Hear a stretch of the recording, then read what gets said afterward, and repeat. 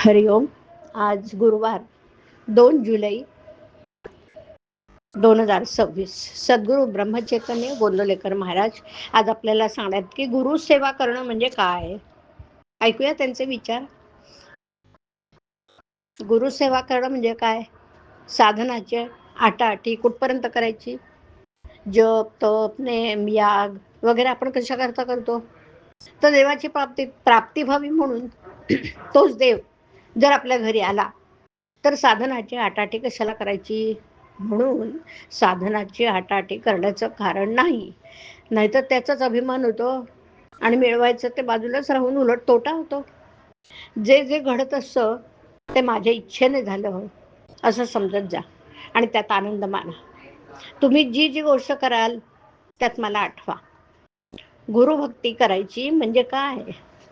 त्याच्या देहाची सेवा करणं हीच गुरुची सेवा असे तुम्हाला वाटतं का? त्याच्या देहाची सेवा करणं ही गुरुची खरी सेवाच होत नसते. गुरु सांगेल तसं वागणं ही त्याची खरी सेवा. माझ्याजवळ जे येतात ते कोणी मुलगा मागतो, कोणी संपत्ती मागतो, कोणी रोग बरा करा म्हणून मागतो. तेव्हा माझी सेवा करायला तुम्ही येता का मीच तुमची सेवा करावी म्हणून येता?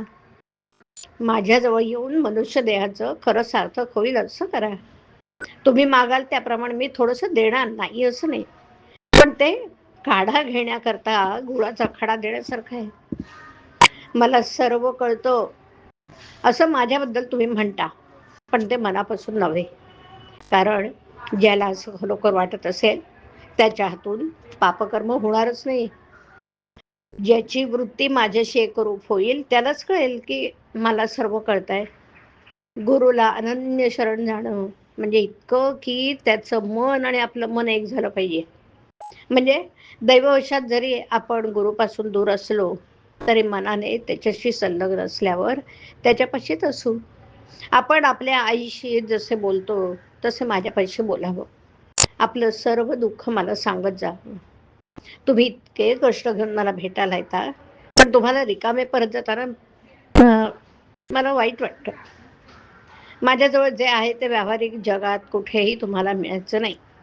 ते म्हणजे भगवंताच्या नावाचं प्रेम. सगळ्यात प्रपंचात खरी विश्रांती असेल तर ती नामस्मरणातच आहे. ज्याला मी भेटावं असं वाटतं, जो माझा म्हणतो त्याला नावाचं प्रेम असलंच पाहिजे. हरिओम. हरिओम तत्सत. हरिओम.